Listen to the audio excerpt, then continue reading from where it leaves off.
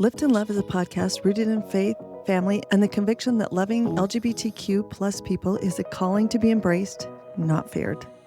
Across episodes, hosts from the Lift+Love team and their guests address current topics, offer practical support, and share experiences related to LGBTQ plus issues in faith communities.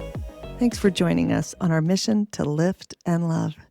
Okay, well, we're really excited today. We have a very special Father's Day episode of the Lift+Love podcast, and there was no one who would better emulate being a great dad in this space than Josh Rollins. And Josh he runs our father support group that's once a month with the guys, and they talk about dad things. And I've never listened in, but maybe should one day just to see. But we're so excited to have you, Josh, and just the wisdom that you have. You've been on this road for a little while. And why don't you tell everybody a little bit about yourself? Okay. Well, I've been married to Jen for 28 years, and we have 5 kids. Our oldest is trans. The next is Chelsea. So Jace is our oldest. Next is Chelsea. She's bisexual. And then next is Aiden. And he's gay. I think 26, 23, and Aiden just turned 21. And then we have Brinley, who's 17, and she's cis, as far as we know. And then Landon, he just turned 16. So I guess what you guys would probably most be interested in is when the fun started. And that was... let's go there. Yeah. So obviously there were signs well before this, but Jenny and I, not really knowing the vocabulary, not really being familiar with things, just thought this is just normal Jace, or this is just normal Aiden. And we just went with it. And I think it was about 2000. Well, let me start. In 2015, I was called to be bishop. And then about 2 years into it, I think Aiden came to us privately and said, "Mom and Dad, I think I'm bisexual." And we're like, okay, that kind of turns out on some things that we've been noticing and things of that nature. And then, but everything's going along. We're doing great. Kids are doing great. I mean, we're having our normal family struggles and difficulties, but nothing major. And come about 2019, it's just before Jace is going out on his mission. And this is when Jace was Jessica and she was going on a sister mission. And Aiden comes to us and says, "I'm not really bisexual. I'm gay. I can't do the girl thing. I'm fully gay." And so we started to wrap our heads around that. And to give Jen credit, she's always been a few steps ahead of me, like most women I find in this space.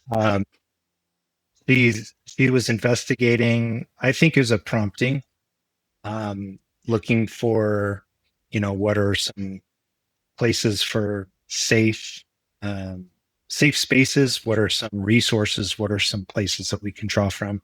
She thought it was for like a niece or nephew, and come to find out it's for us. And this was probably a couple of years before Aiden even came out to us as bi.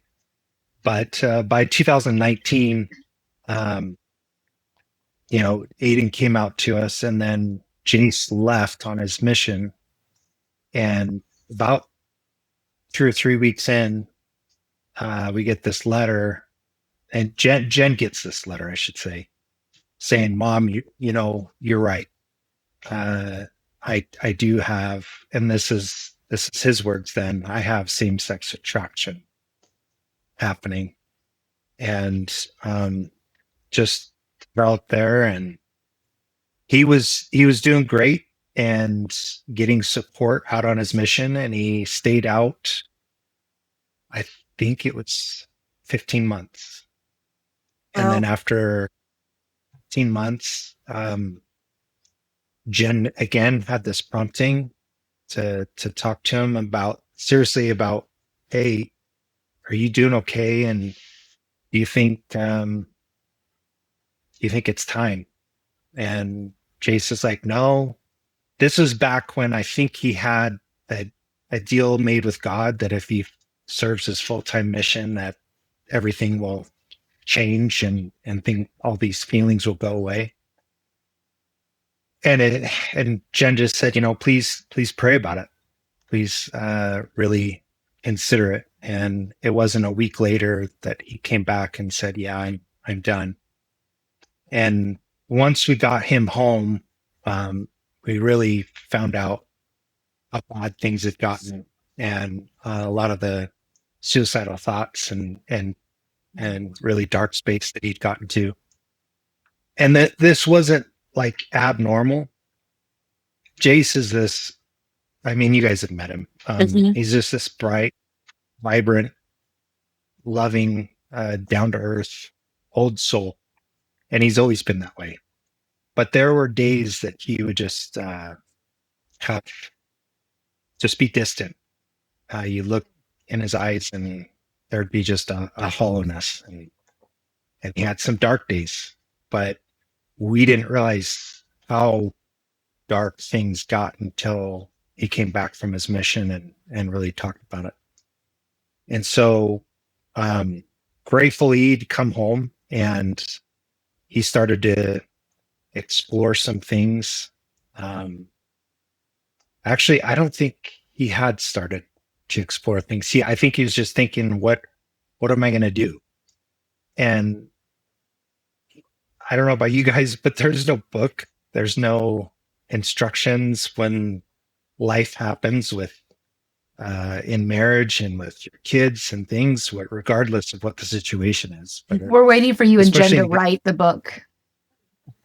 Yeah. Can you get on that? Yeah, I don't think we're the poster child for any of these situations, but we're stumbling our way through. Ooh. And Who is though, right? Yeah. yeah, Who could be? yeah.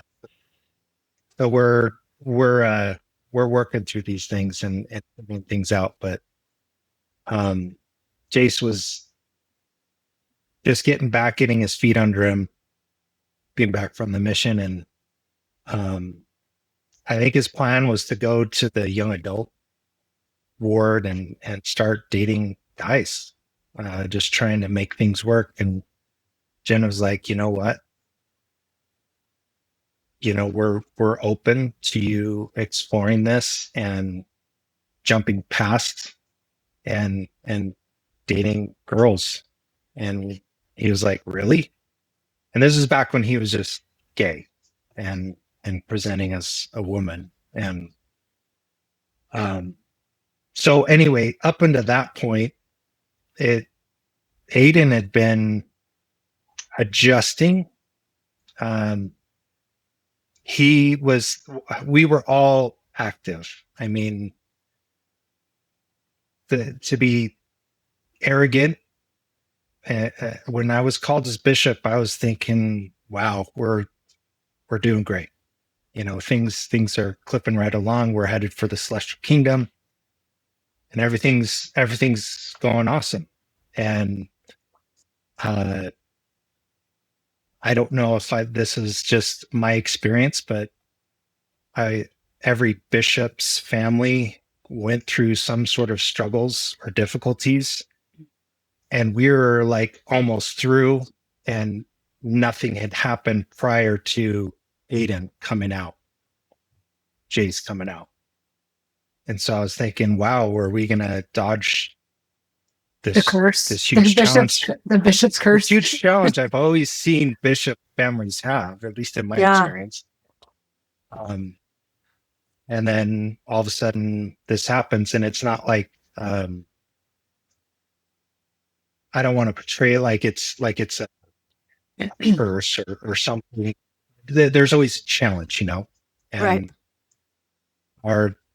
we were presented with this challenge and this situation, and we've navigated and tried to do our best. But what I was saying was, Aiden was like Deacon's Quorum president, and he was an Eagle Scout and always doing everything right, according to what we thought, right in that way. And at that point, once he started coming out and we were recognizing how difficult church was getting and the amount of translating that he was needing to do in order to stay there.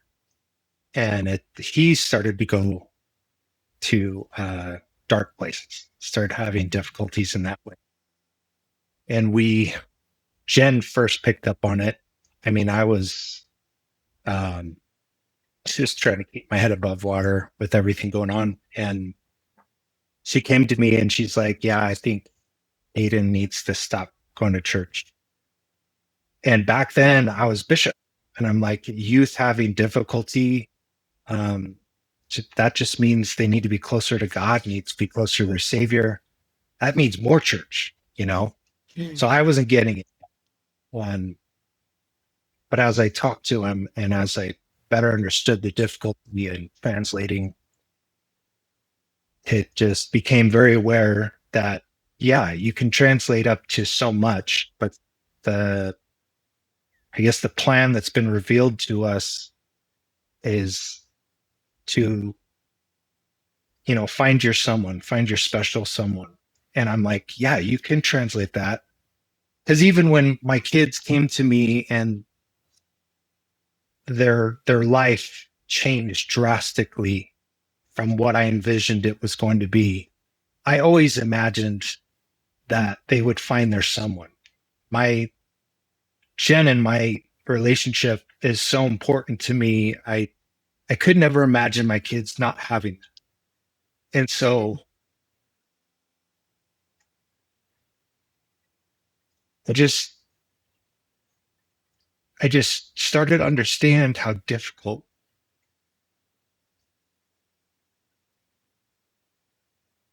it was for Aiden to translate. He could translate that, yeah, you want to go on a mission, you want to come back, you want to find your spouse.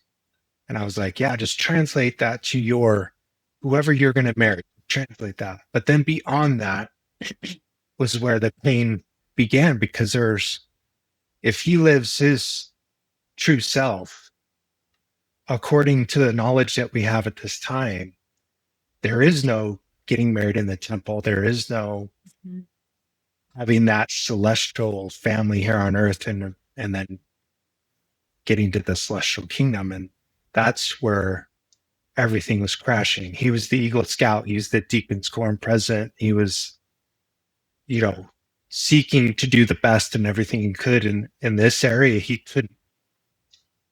He was just stopped. And as a deacon, that's a very young age. Like we're talking 12, 13 years old. Yeah. Yeah. And he really,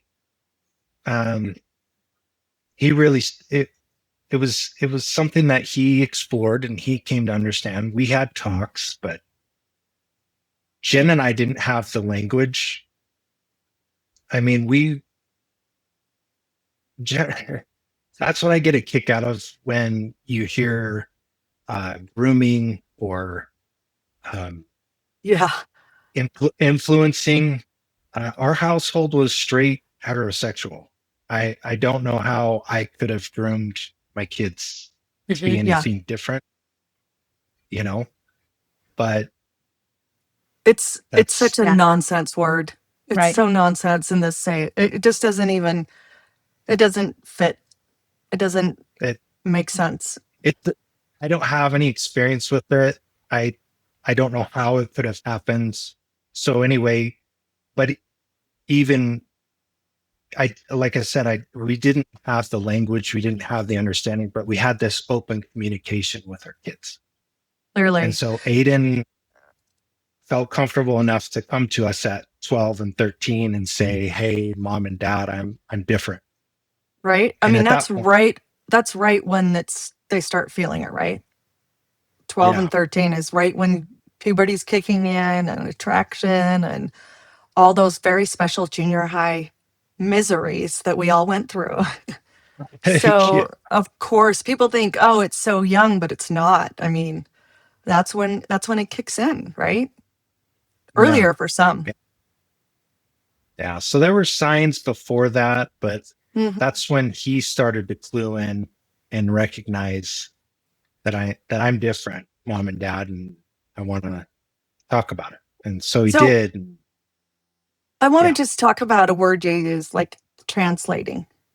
Mhm. And like, tell me what you mean by that. Like, because I think So you brought it up and it made sense to me, but I just want to clarify for other people because I like how you sure, use the word. sure.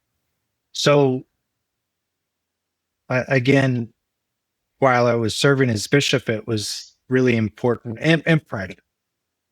It's really important for me to help my kids connect with our Heavenly Father and our Heavenly Mother and our Savior. Mhm. And I think that was just amplified during that time while I'm serving as bishop. I felt like I needed to do that not only for my family, but for the ward. And so when my kid came up and was struggling with back then, same sex attraction was the language. Let's talk about it. Let's converse. So the first thing that I thought of was, okay, I understand as much as I could.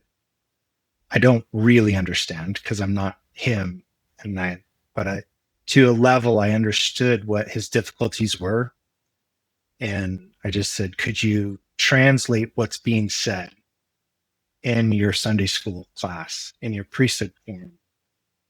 Because I mean, I don't know how it is in young women's, but in young men's, it is all about going on a mission, then Mhm. finding your wife, being married in the temple, and then doing the best you can to raise your family and teach them to do these good things. And it's wash, rinse, repeat just over and over.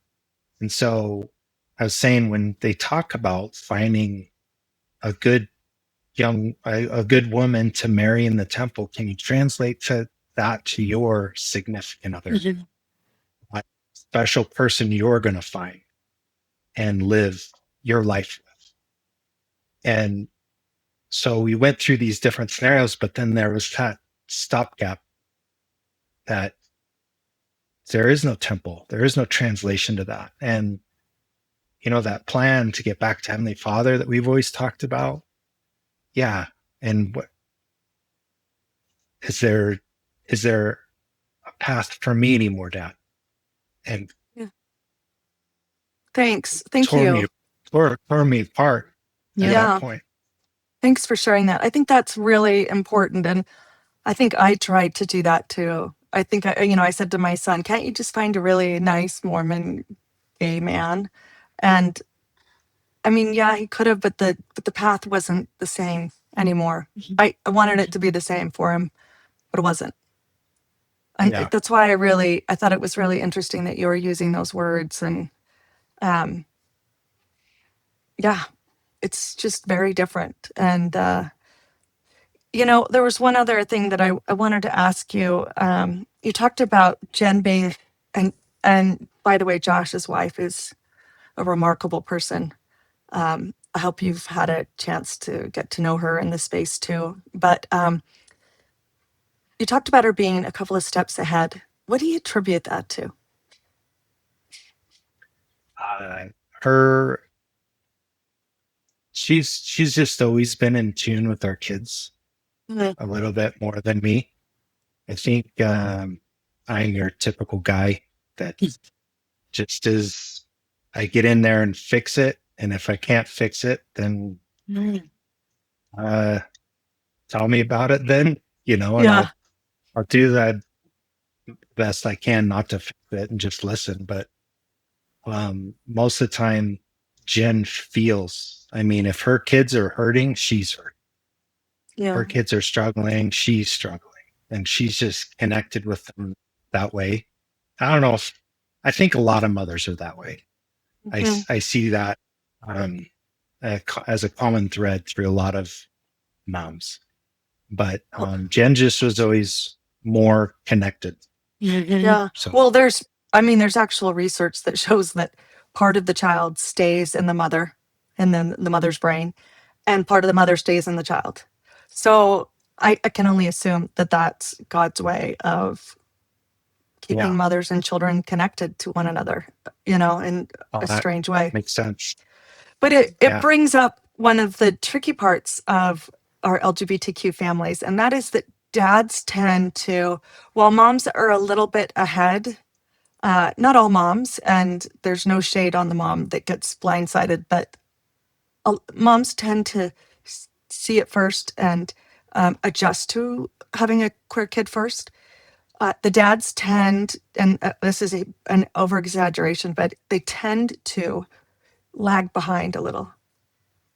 And Yeah. what do you think about that? Why?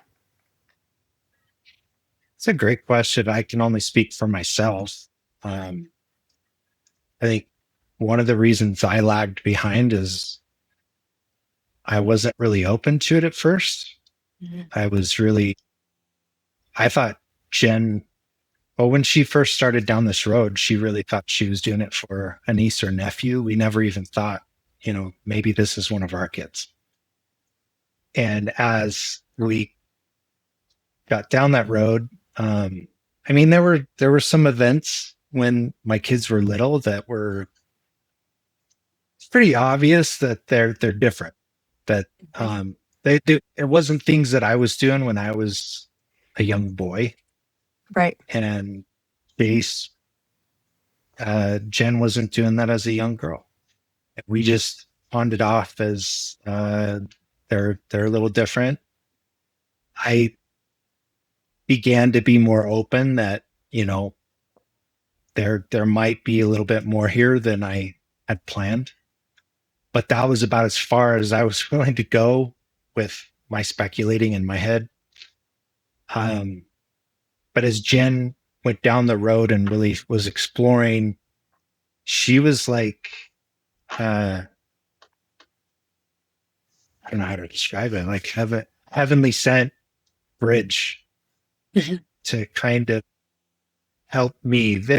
I really look back on my life and I see events. I see probably, 15, 20 years ago, I was very black and white. Whatever came off the pulpit was straight from God's mouth. And things were simple that way. I was wholeheartedly in and everything. And events happen in my life where I feel like I got specific answers to move forward, and then they didn't turn out so well. And they were events, I think, that were helping me to see there's a broader spectrum to things. That things aren't black and white. I really feel like they were preparing me to be the dad I am today. And they were also preparing me to serve as a bishop. Yeah. That as I served as a bishop, I think that continued to soften my heart. Yeah. And continued to help me to be a better man, better father, better husband. One thing that I think you said that was, well, many things you said are profound, but I kind of like this. I don't know that it was premeditated, but if we can continue to paint with this broad brush, and I'm sure in some cases unfairly, but it is something we've witnessed in this space of a lot of times moms are more vocal about their affirmation. Even if the dads affirm, they are quieter. I know that's the case in my household, but I love how you pointed out the fix it versus the feel it. And maybe that is part of the reason why there is this dad lag where there is, I don't know how to fix this. I can see that this isn't something I need to fix.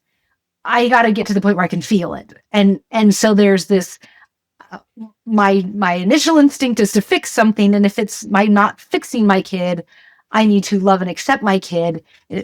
Figuring out that role, that's a different instinct than maybe I think a lot of the moms, where our instinct is like this fierce defense. Yeah. And the feel it.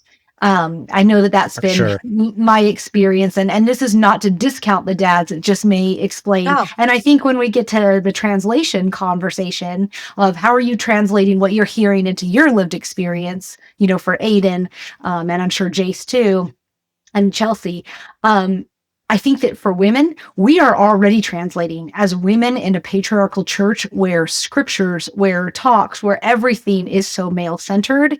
And we have to say, oh, all mankind, all, you know, we have to say, oh, and women, and women, and women, like this is me too. And so we are already used to that translation of being this kind of minority representation.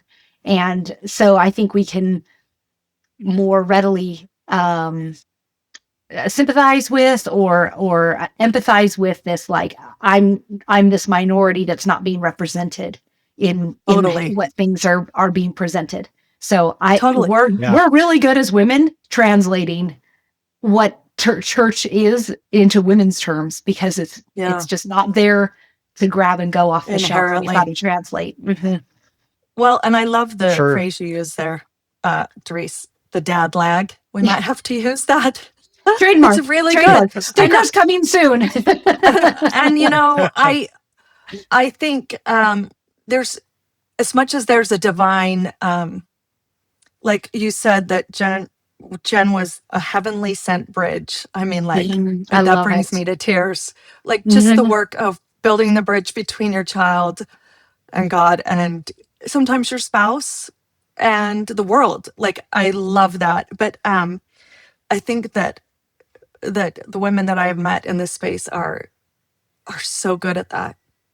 And I think it's divinely inspired. So there must be something divinely inspired about how men react, and how there is a little bit of a dad lag and the fix it first. Like I just don't think that, I think we particularly spend a lot of time thinking about the mom's part of it, but not enough time. You know, we need the men to think about what's happening there, because your protection piece is so important to our kids. Yeah. So tell us about go ahead. And then when you're done, I'd love for you to tell us about the dad's group and what someone attending could expect from that, since we haven't ever snuck in. Sure. I just wanted to expand a little bit off of what we were just talking about. I think the fix it mindset, it really applies to me, and I know it applies to a lot of guys. My guy too. Well, the relationship I have with Jen, I've learned to clarify, okay, when she starts to tell me about a situation that she's frustrated with, I ask, are you venting, or do you want help with it? Mr. Fix It to come out. Yeah, exactly. Fix it, Felix. Put down your hammer. It's not, she's not wanting help. She's just wanting to vent. She's just frustrated. Then I just sit back and listen. Yeah. If she's like, no, I really want your input, really want your advice, then the fix it comes out. Let me see what I can do with this. And with my kids, it definitely did. What can I do? What can I do to fix the situation? And it was frustrating, and it was really hard and difficult to wrestle with. And it wasn't a matter of fixing them. Yeah. It was, how do I navigate my family now? Good. Yeah. How do I move forward? Because before I had a path that was really clear. Now I don't. For a while, I struggled. I really struggled. And it was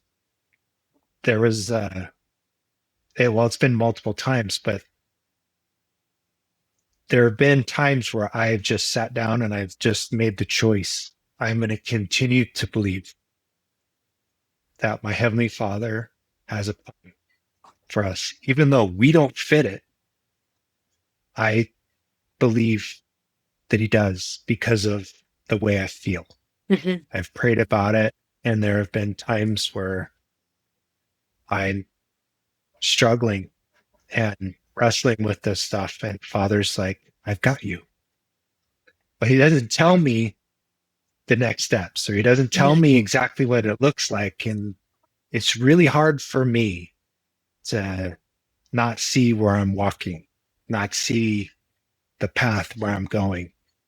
But I'm learning, continuing to learn to just trust and to surrender and believe Him, believe that He's got it.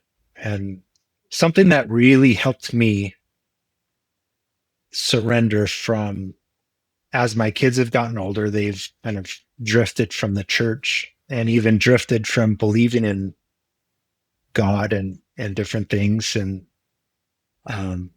some of them, if not all of them, have come back into at least believing that there's the universe or some greater being. I was able to surrender to all of that when I received an answer about this while I was struggling with these things of what am I going to do with my family now?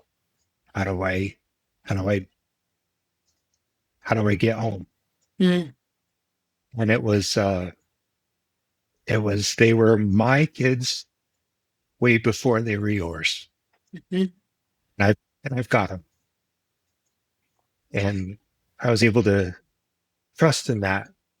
And it's still hard to walk in the dark, but that's where we are, you know. And leading into the dad's group, you, Allison, you asked me to lead I that strong up. armed you. Never been to one. Didn't even know it existed. I thought it was a great idea. I was fantastic. There was a space for guys. Mhm. No, now that I know about it, I wish more guys knew about it. But it's a space where we can come together as LGBTQ dads and be able to share our struggles, share our disappointments, share our victories, the things that we're succeeding in. I know for me, there have been a lot of times where I'm bringing something and this is what I'm wrestling with lately. And it's something that I can often talk to Jen about, but I can't talk to my queer kids about because it's not secretive. It's not anything. I just don't want them to feel any kind of guilt for the struggle I'm having. Yeah. And so as dads, we can come together and we can relate. Oftentimes we can really relate to each other in the difficulties and the struggles and the current wrestles. A new guy comes in and wants to share, and there's a lot of guys on there that are like, yep, been there, done that. I know exactly how you feel. I know exactly what's going on, you know, and we're able to share things that have worked and share things that have really helped. That's something that has really been awesome for me.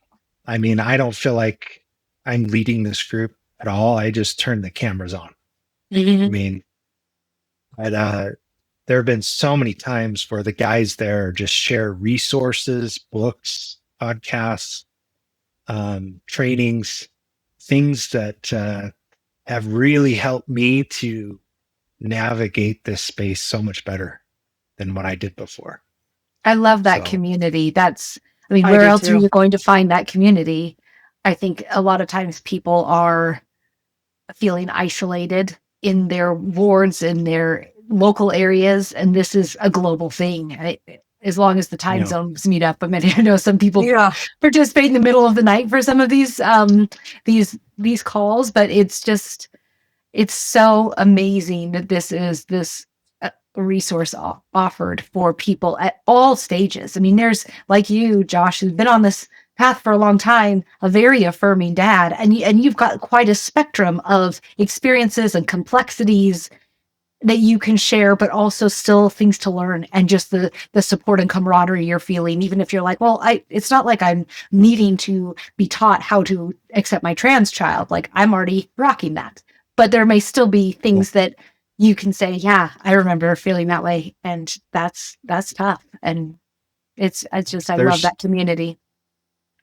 There's some dads that do come in and they are struggling with, what do I do with this?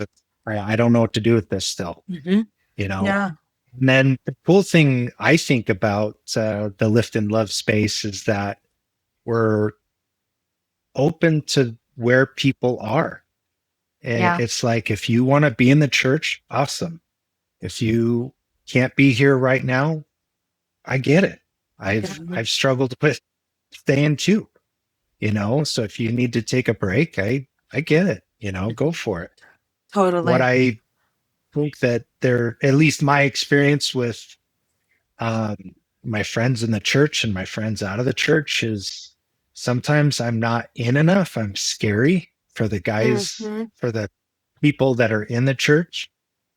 I'm not that black and white anymore. My spectrum, there's a lot of gray, and it's not like, I don't know. It's not like I'm choosing to question things.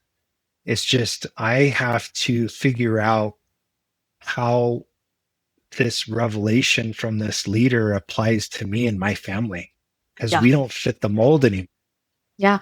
And so I love having the space with other guys that want to be in church and are still striving, still going at it, but having to do that translation and try to figure out, okay, what piece of this revelation actually applies to me and my family, and prayerfully figure it out. And then we've got other guys that are at the church, but they're still, I think the binding thread is we're all dads of LGBTQ kids.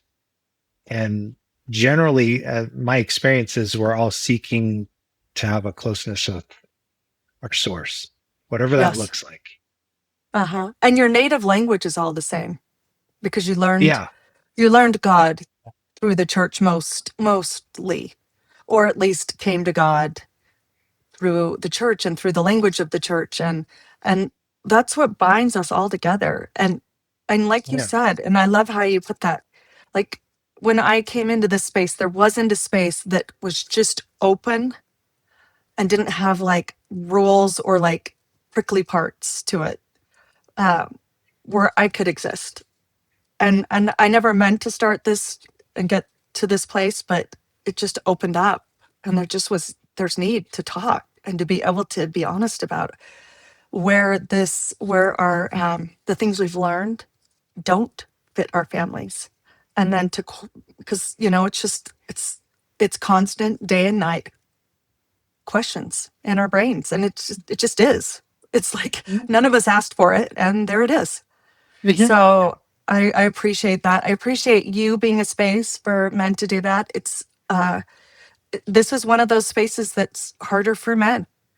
And so I really appreciate you being that space. I hope more men and more wives will send their husbands to your meeting and to the meeting with the other guys, where they can just say it and be it. Josh, and do it. When does the fathers dads group meet? I know it's monthly. Is it the same? The third Tuesday. Let me make sure. They do kind of bounce around, so you have to check. Yeah, we do have a calendar, I know, but they do try to kind of stay as slightly consistent, or as consistent as possible. But if we're putting a plug in for the support group and had specifics. It's the third Tuesday of every month at 7 p.m. Mountain Standard Time. And if you want to sign So- up, you can go to the Lift and Love website for the support groups and you can sign up there, and then you'll get email reminders of when that meeting is with the link and everything. And it's all confidential, and it's just an amazing community. So hopefully our Father's Day episode will inspire some fathers. You don't have to have dad lag to go, but it's hard to exaggerate the impact that these conversations and these communities in this space can have, even with people who feel pretty confident in having things figured out. If you have it, you can then teach others, and vice versa. It's just awesome. Totally. And That's- Josh, go ahead.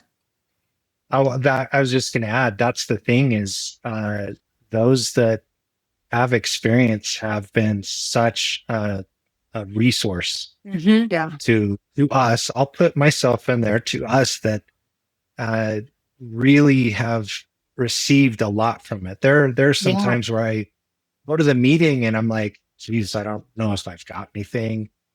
And there's opportunities to share my experience that help one of the guys or one of the dads in there. But there have been so many times where I've shown up not knowing I'm running pretty empty. And by the end, I was like, man, I didn't realize how much I needed that. So it's been really good. Right. And I love hearing people that. get to have the chance to be the person they wish they had when they maybe first started their journey. Those that are more seasoned or down the road a little further. Yeah. Awesome. Well, Josh, thank you so much. And happy Father's Day to you.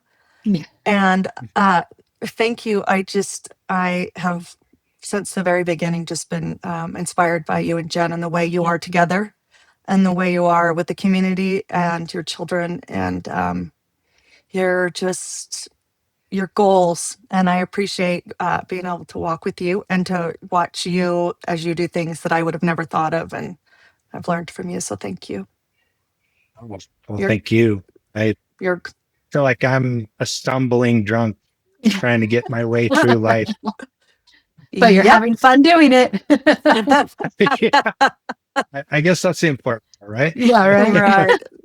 Thanks, you guys. Thanks so much. Thank you. Thank you. Find all episodes of the Lift and Love podcast and so much more on our YouTube channel and anywhere you listen to podcasts.